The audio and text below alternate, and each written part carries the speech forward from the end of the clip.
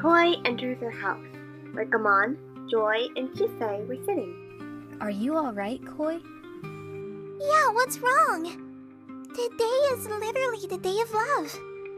Well, that's just it. It's not really love. It's more of an obligation. And worse, some are thinking this made-up god for bringing them together. Oh dear.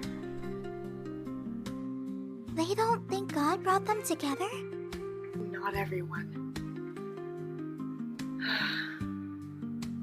We have to do something! Joy jumps to her feet with a determined expression. Jisei calmly touches Joy's shoulder as a signal to calm down.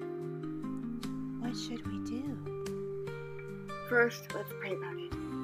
Then, when we have a clear answer, let's go. Meanwhile...